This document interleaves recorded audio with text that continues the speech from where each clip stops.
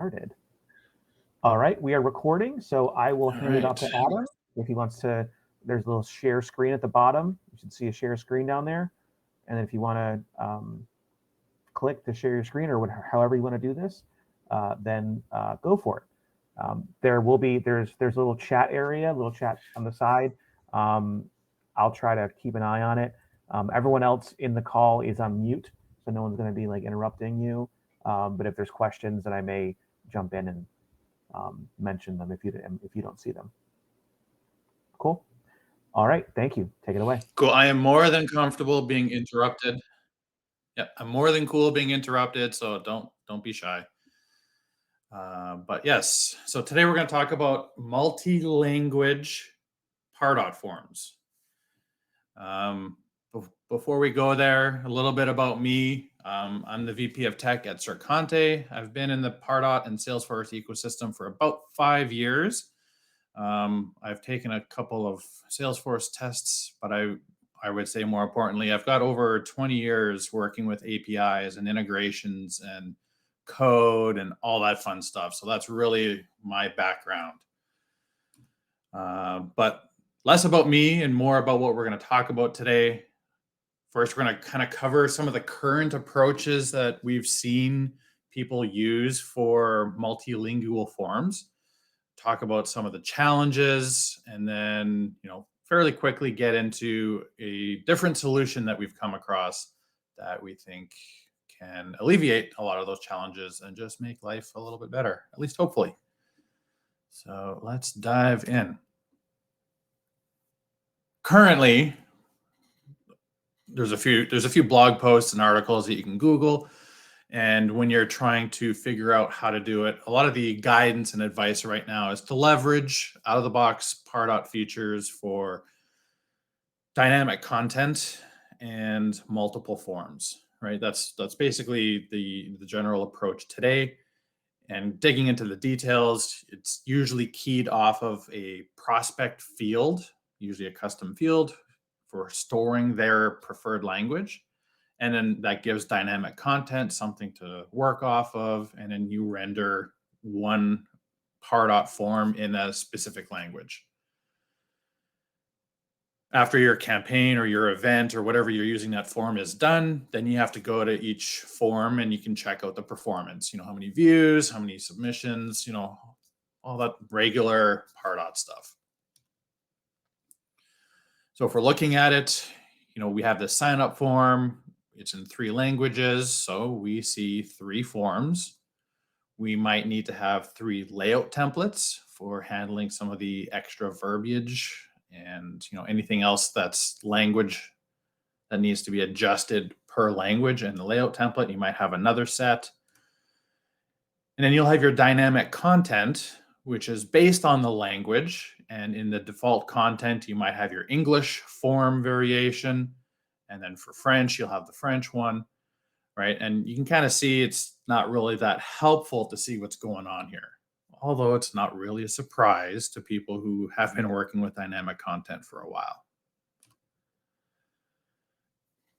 Now, from a visitor experience, right, some of the challenges is if I'm brand new to the company, I hit your sign up form, right? It's showing in the default language, maybe not my language, right? So I might have to, choose my language on that initial form, reading in English. And then, the next time I visit the site, maybe my language is going to get honored, right? So, it's not that big of a deal. People who are, forms and things like that, it's very common for it not to be in, my desired language. And we're kind of used to that as much as it's kind of an annoyance. From a marketer's perspective, right, you have to create a lot of assets. You have to create your form in every single language. You might have to have a layout template in each, right? And once you start doing that, your reporting is different, right? So you have to look at each of your forms and look at your reporting. And then any automations that you have afterwards, the complexity, it compounds based on the number of forms and all that stuff, right? It's just so much for a marketer to have to put together in order to do something that's arguably as simple as supporting multiple languages. So let's try to think of a newer and a simpler solution. So the blog post that Ben was mentioning earlier, the idea there is that we can have a single Pardot form, and then we use placeholders for the text, right? With that approach, well, you have fewer assets. You just have to create one form, one layout template, one landing page. It's just one, and then you can support as many languages as you want. By having that one form, your reporting and automations are streamlined, right? It's just a lot easier to maintain that particular campaign or that event going forward. I don't want to say it's a downside, but some people might see that it's going to the required JavaScript knowledge of just like plopping code onto it. It is different, but that's what powers this whole solution. And we're definitely going to get into that a little bit later. So here's a little animation that I captured that demonstrates it. I'm going to throw this link into chat in case anyone wants to actually try it out themselves. It's a Pardot dev org. If you happen to make any submissions, we're not going to do anything with it. But it's kind of a cool proof of concept that we have here. Yeah, I guess I'll just stop there and keep going. Buttons, click the buttons. Now, when we're looking at Pardot and we're looking at the form fields, you'll see it's a little bit different here, where we have a couple of square brackets, and then we have basically their tokens or placeholders, right? And people here who are working with Pardot, it'll feel a little bit familiar with Pardot's HML, handlebars merge language, but we're using square brackets instead of curly braces. The idea here is that you can use whatever field names you want, right? First name, last name, email, industry, that's all defined by you as the marketer. And then in a separate spot, that's where we're going to provide the translations for each language. But when we're looking at this particular screen, we can very immediately see that, hey, this is a multilingual form. I-18N is an abbreviated way of saying internationalization. It's a common abbreviation in the industry, and it makes the placeholder text on screen a lot more legible than the very long spelled out word. We can take the same approach for our submit button text. And then we can see here in this screenshot for the form, how we have a little bit of JavaScript here, where we basically say, hey, if the prospect already gave us their language, we want to give this to the JavaScript just in case. And if they didn't, right, if it's a first-time visitor, the JavaScript handles that. But hey, Adam, here's a little bit of JavaScript that we need to plop. Maybe a dumb question. So in the square brackets we see for the submit button, it says I-18N. The I-18N, is that yes? Is that is that like a specific prospect field that you're querying? What is the origin of the I-18N and all that? Like, where does that live? Like, how are we? What is? So I'm going to show that in a. Go ahead. Yeah, I'm going to show that in a few slides coming up. Is that cool? That's fine. Yeah. So when I saw it, I'm yes, Brandon, it's a JavaScript variable. Where did that come from? So okay, yeah, okay. So you're gonna come bring it full circle. Okay, Yep. great. Proceed. Sorry. Yeah, no problem. Thanks for jumping in. Also on completion actions, we can do the same thing where we can have like a little merge field for the thank you message. And then the thank you code. Again, basically it's the same code that we have in the look and feel for the form itself.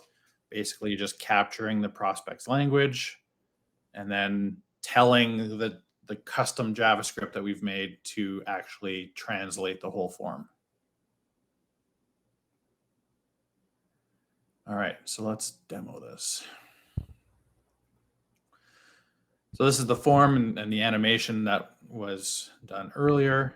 So we see that this is a brand new prospect. We don't have anything previously kind of stored or known. I can just change the language and like immediately all the labels change, the button changes, everything changes. All right, so I can start filling it out.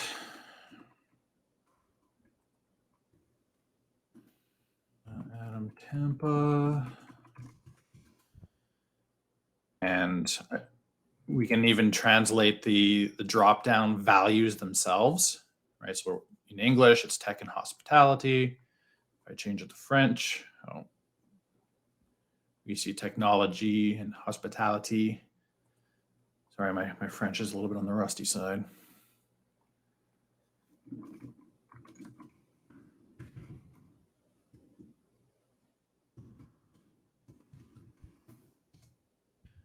And if we hit save, and we come back, and then we can hit the different translations. So a very, very simple approach. Again, a single form. So if we take a look at the multi-language form, right, again, here we can see the square brackets and then the language, first name, last name, company, etc. If I were to edit this, let's see here.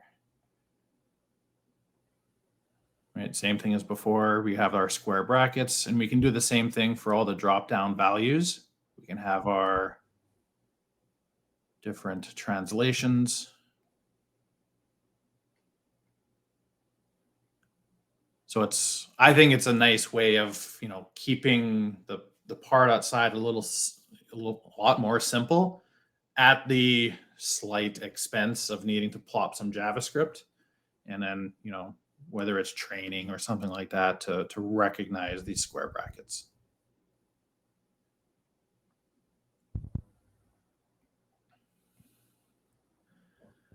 All right. So how does this actually work? And we're going to get a little bit deep on the stuff here. What we're using is a templating JavaScript library called Handlebars. So it's Handlebars.js, which has been used in like front-end web development for quite a while. And if I'm being honest, when Pardot or when Salesforce announced that Handlebars merge language was coming out, I got really excited because I know Handlebars.js and I was hoping for the power and flexibility that it gave us. And then we saw what HTML gave us and it's like, okay, it's nice.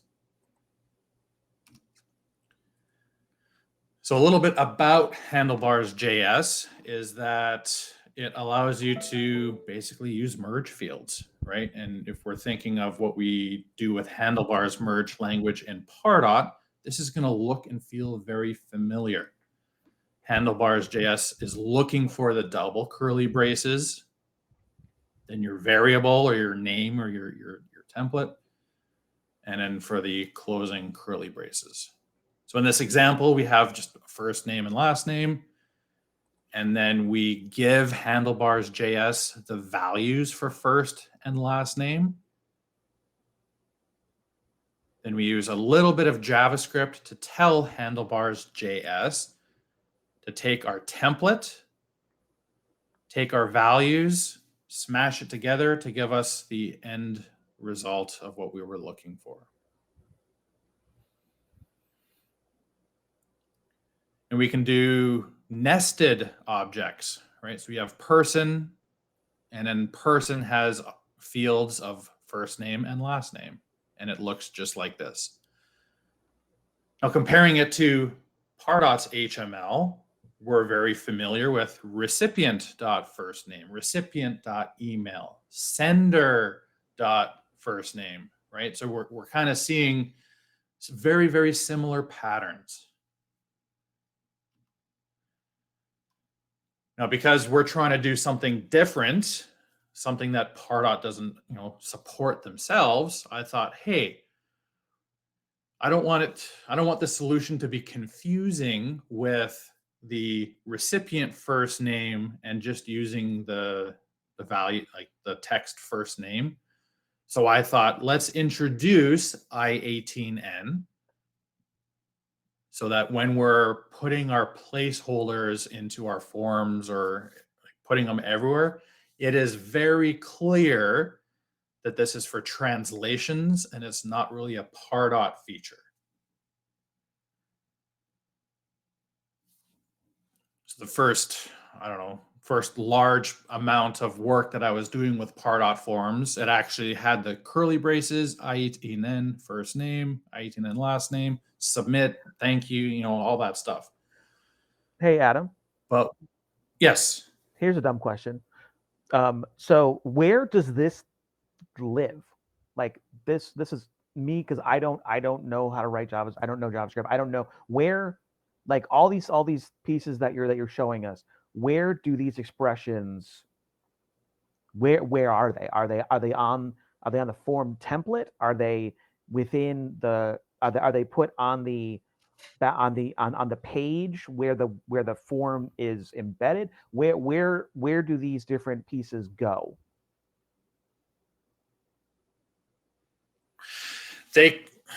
So we have flexibility, right? Okay. We could put them on the form. We could put them on the layout template. I recommend the layout template itself. Okay, in Pardot. But so when you're because it's JavaScript, when you're building we can the put form it anywhere, really.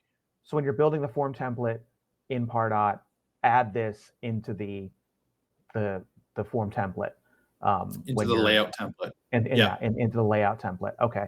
And so that would be like, because when you're looking at the form template, the layout template, you've got the raw code of the form, any kind of modifications that you make. And then you've got like the next tab, you can click into it, and that's where you have a lot of like merge language for like the different pieces. So is it that first tab or is it the second tab? Let's just go there right now. Sure, that's great. So if we go to the look and feel, right, above form we have no JavaScript, and below form we just have the go call our regular, like the bulk of the JavaScript somewhere else, and that lives in the layout template. So we have a multilingual layout template. Let's look at it, and just we're going to edit this. Yeah, this is what I was curious about. So like when it's because there's layout and then there's form and there's site search. So yeah. So that is calling JavaScript that's here. Yep. Okay. So it's here that we define our languages. These are the languages that we're supporting. And then we have something for defining all of our translations. Okay. So we have English, then we have our I18N.firstname, .email, .language, .field error. Yeah. And then Sorry we to get repeat that pattern for French.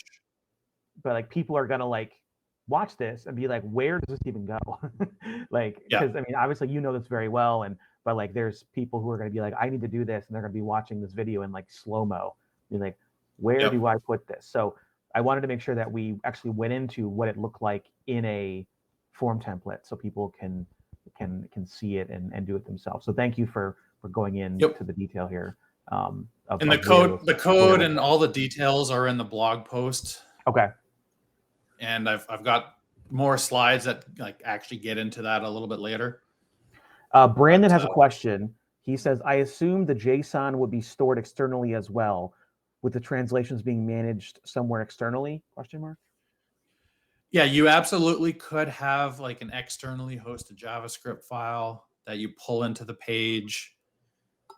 Same with the actual JavaScript itself. It doesn't need to live on a layout template, right? You could have just a JS file on some random web server. Yeah, it doesn't have to be in Pardot. But you can like list it all out in the Yeah, form. Like I think you had it before, where it was like language French, language English, language Spanish. And then you had the different yeah. yeah. See, there it is, right there. First name, yeah. So it's written in there, or you can call an externally hosted source to Yep. then to marry up those data, those values. Yeah, depending on your, I would say depending on your web development team's capabilities, like you could make this as elaborate as you want, right? You could have a web service that you say, hey, give me all the translations for this form, right? One could argue that you could use like a chat GPT endpoint saying, here's the English translations, give me, Spanish, French, and German. I don't know that I'd want to rely on that blindly, but like the possibilities are relatively endless. Yeah. Again, depending on your web development team's capabilities. Cool. All right. Thank you. Yeah, of course. So yeah, we were going with curly braces, I18N, first name, last name, submit, like all that stuff. Now, what's interesting is like on the thank you page, when I had I18N.thank you message and curly braces, Pardot actually started throwing errors at me saying, hey, Pardot doesn't know anything about this I18N stuff. You can't do that anymore. Right? So I'm like, okay, well, if Pardot doesn't like me doing it with curly braces, I'm going to do it with square brackets, and then Pardot won't care. So that's kind of the journey that I took to get to this type of a format for using translations. So the translations themselves, they're stored in a single JavaScript object. The first layer of code is, we have the language code, English, French, Spanish, things like that. The second layer is literally the letters I18N. And then the third layer of that JavaScript object is each translation, right? So first name is first name in English, et cetera, et cetera.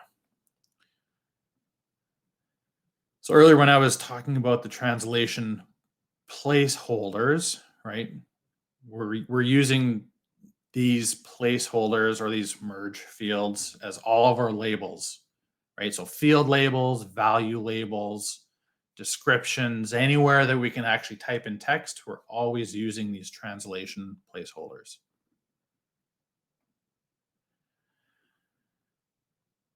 So what that can kind of look like is we have this JavaScript variable called translations. Our first layer is the language itself, English, French, and Spanish. Then we have our kind of hard-coded keyword here of I18N in each one of those languages. And then we can start providing each field or each piece of text that we want to have translated. If we were to expand on this English one a little bit, right, we would start adding company, email, industry, all the fields and all the values you might have for your form.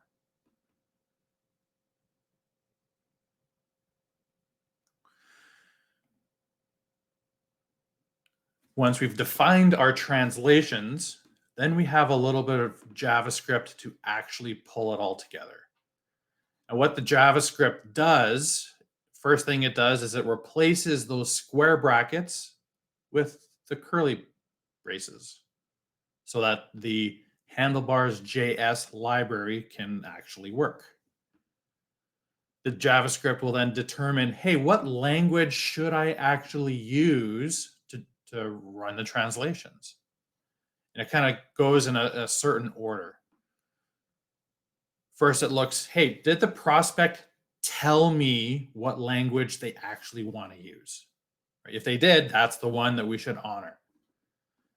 If they didn't, the next thing we're going to check is, did they pick the language, submit the form, and get an error?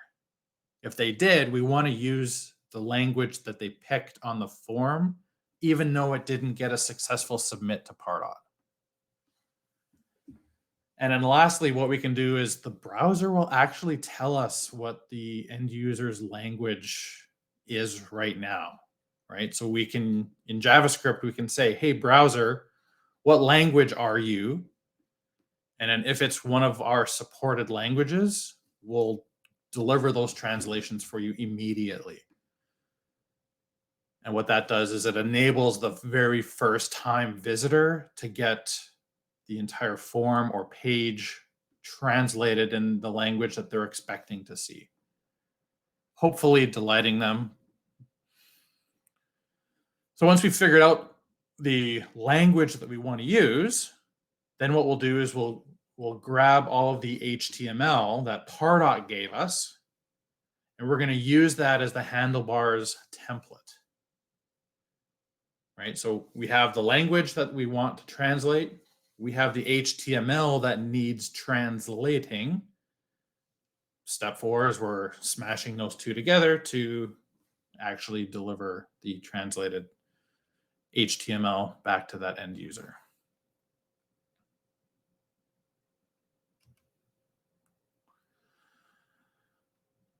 Now with the JavaScript, right, we need it to run when the page in the form displays, which might be, self-evident, but we also need to separately call the translating JavaScript when you submit the form and it comes back with error messages. And same thing with the thank you page. And that's why inside of Pardot, we actually had, those 2 lines of JavaScript on the thank you page, right? I think we had it above form or below form in the code. And same thing with the thank you code, right? We're just saying, hey, we have JavaScript elsewhere, which happened to be the layout template. We want you to do the translations as soon as the thank you page renders or as soon as the form renders.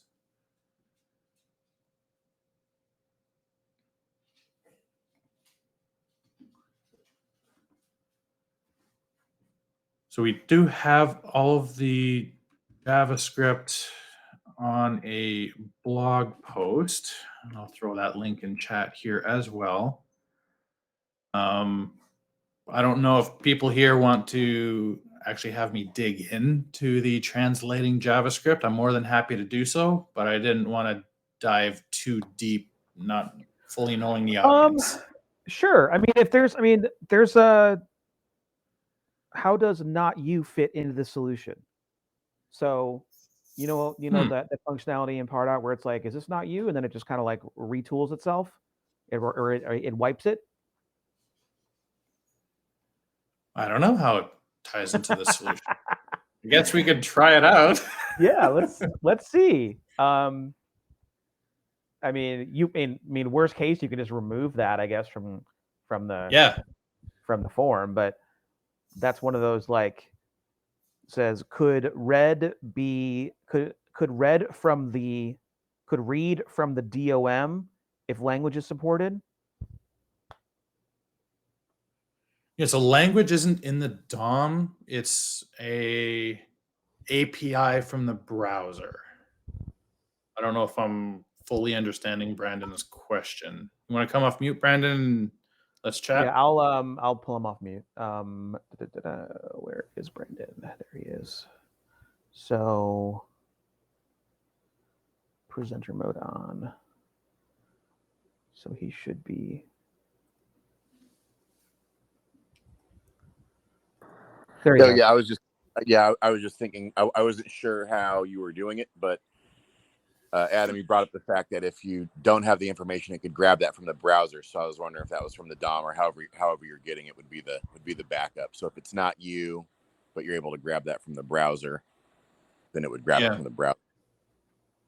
All right, let's actually start digging into the code. So in the thank you code part of the form, and just in the form itself, right? In the below form, I think we had just 2 lines of JavaScript. And one of them was to get the prospect value of the language. And then the second one was to say, hey, go translate the form. So what we kind of do here for language, let's see, where's the language code? What we do is we get the browser language from this browser API, right? So with any JavaScript, it's not special for what we're doing.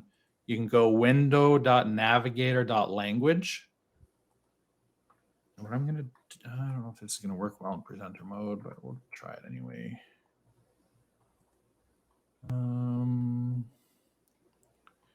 Nope, that's not where I wanted to go. Give me a second here.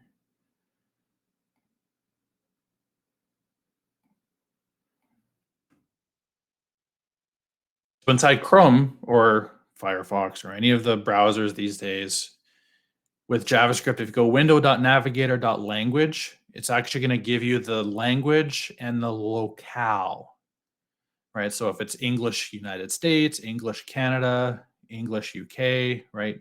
There's different variations that you can do. For our proof of concept, I thought, hey, you know what? I don't want to worry about locales right now because I think that overcomplicates the solution for a blog post, though you totally can. What we do is where'd that go? I'm going to close this and scroll back down here. We get the first 2 characters of that. So it's just EN for English, FR for French, ES for Spanish, etc. Right? So we have the browser language. We're going to figure out if the form has a language specified. And then we take the browser language, the form language, and the prospect language. And then we try to figure out which is the right one that we should be using.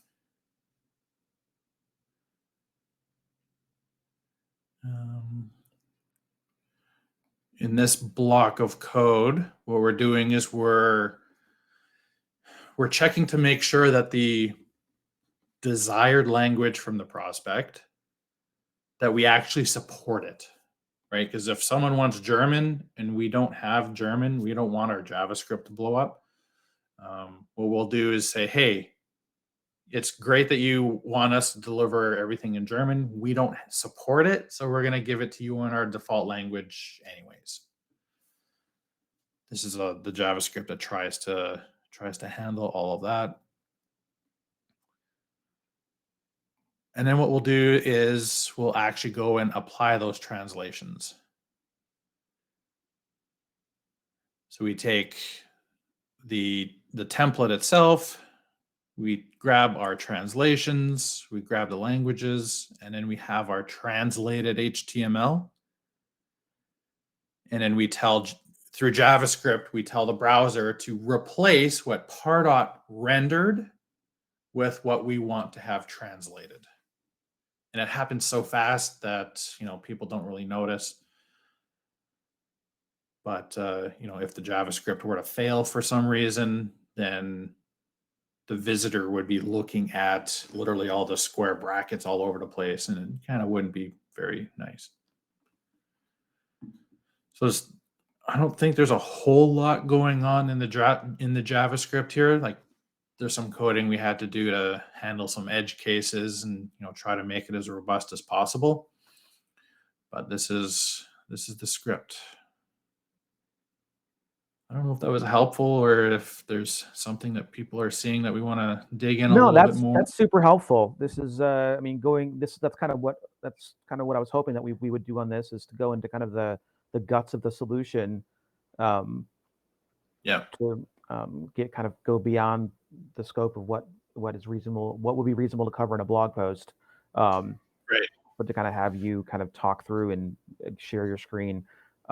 So this is super helpful. I am curious, from what Marianne said, is whether the not you solution would break this at all. All right, yeah, let's try that out. And if I'm being honest, I don't know where to turn on the not you. Is that at the form? It's going to be on the form itself. All right, let's go there. Multi-language, edit it. And then advanced. And then not you. All right, so let's see what that does. Okay, hard refresh. So the not Adam Erstelle is in English. Right. Yeah, I would, let's see, is that in the form? Is that the layout template that we have that text? Or is that hard coded? So you can change it according to something that Marianne just put in the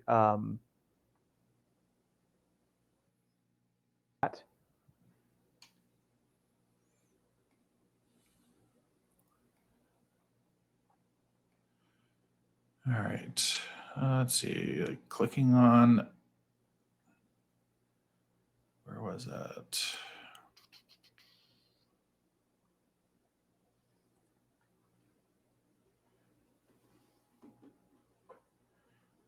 Form template level. Okay, form.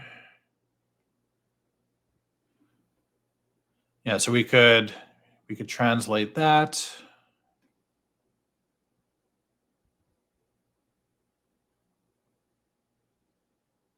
Oh, I see. Okay.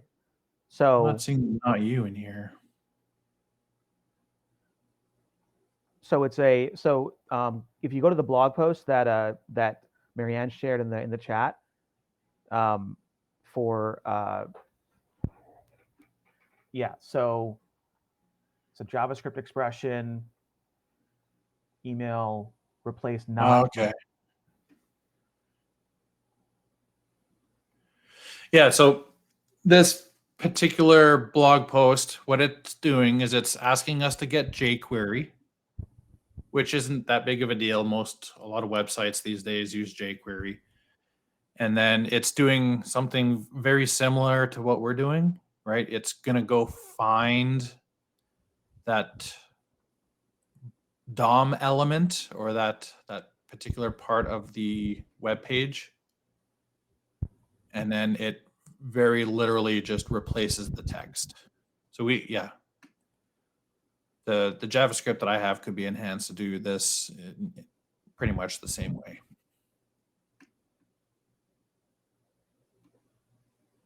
Okay. So there is a way to kind of to incorporate it to fully kind of, I guess it depends on whether it's worth the juice is worth the squeeze, I guess, to go all the way through that level. Yeah. And we do something like that already for the errors. Like some of the error messaging is generated inside of Pardot itself, and there isn't really a place that we even can apply that translation. Right. So we go and grab, any errors that might be on screen, and then we translate them ourselves. Right. So I never even thought of the not you part of Pardot. So yeah, it would basically be copying a few lines of this code and applying it to not you. Mm.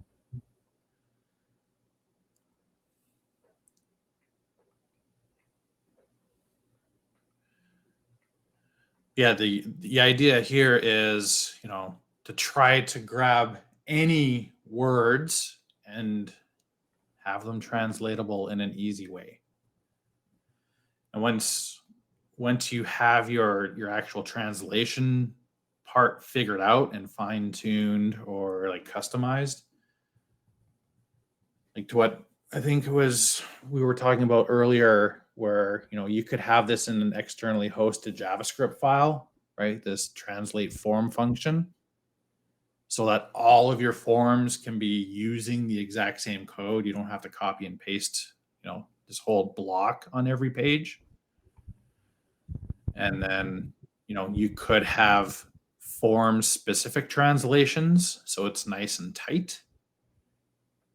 Or you could have like a super massive translation that has, all the fields across all of your forms and all of the values across all your forms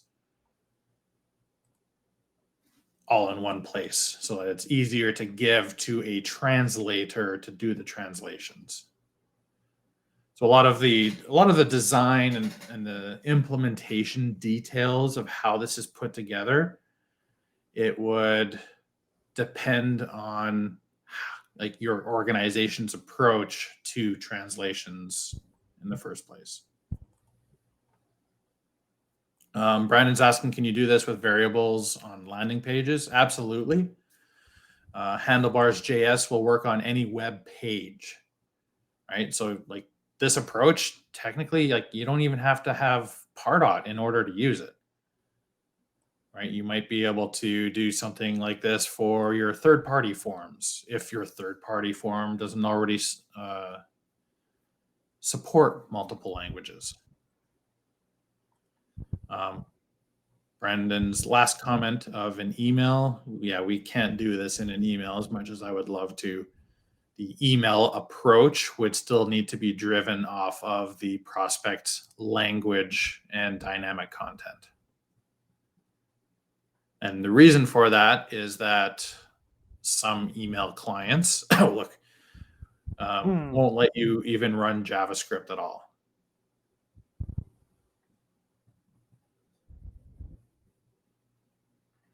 Cool. Well, that's good to know.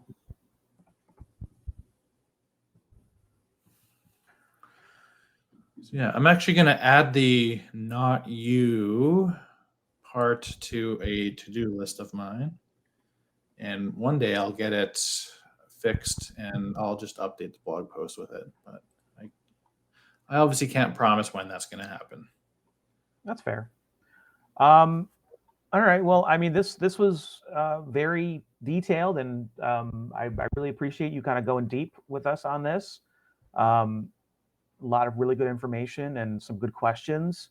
Does anyone else have any question? Oh, looks like okay. Yeah, feel free to the Sercante Lab. Yeah. So just a little shameless plug.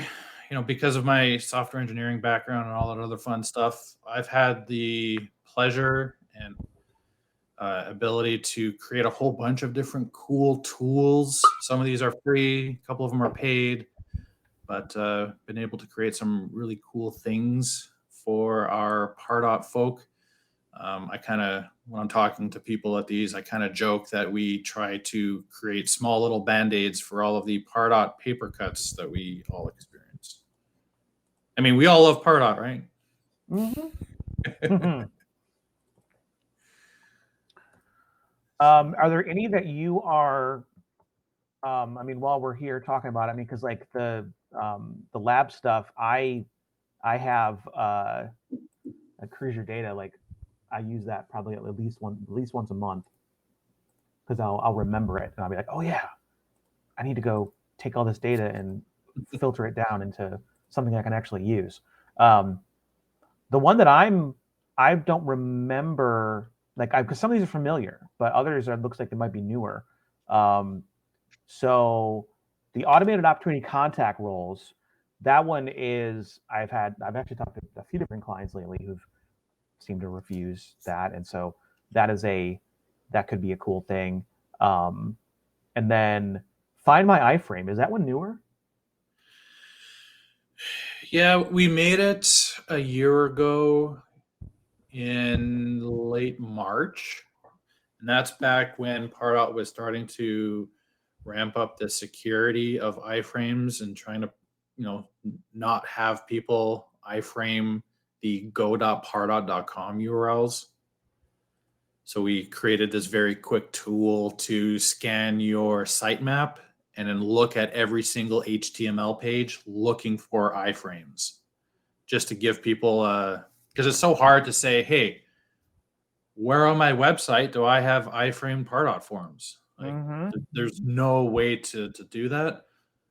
So I quickly made like a little crawler that would crawl your website and then find all of the iframes so that you had a starting point of what you needed to go ahead and look at. Cool. All right. Well, yeah, sercante.com/lab.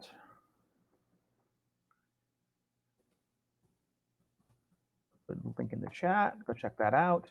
But yeah, thanks again, Adam, for doing this, and you're welcome to come back anytime if you have something else you want to talk about. But yeah, this was super helpful. I love that we went deep on this, and yeah, you can find Adam on LinkedIn. I don't know if you want to do a little promote yourself deal here. Yeah, go find me on LinkedIn. If anyone's going to be at Dreamforce, I'm going to be there next week in the midst of all the craziness. Yeah, I know I'll be there. You'll be there. Brandon will be there. I don't know if Marianne will be there. I feel like I've seen a bajillion people who are going. But no, bummer. Okay. Well, yeah, I'll see you there for sure. I'll be around. Sercante is doing like 1,000 events. So I'll be there. I'll be in and out of the pink, was it the pink elephant? The pink elephant. Yeah. Pink elephant. Yeah. Either we could do 1,000 events at the pink elephant, or we could get like the tiniest little booth at Dreamforce. Oh yeah, that's fair. I mean, you gotta like cost. Yeah. You gotta look at the cost and be like, well, Yeah. what makes the most what makes the most sense here? And you're not I mean, basically the booths are all for ISVs, really. Right. Yeah. People trying to sell their wares. They have they budget for it. You guys are kind of unique in that way.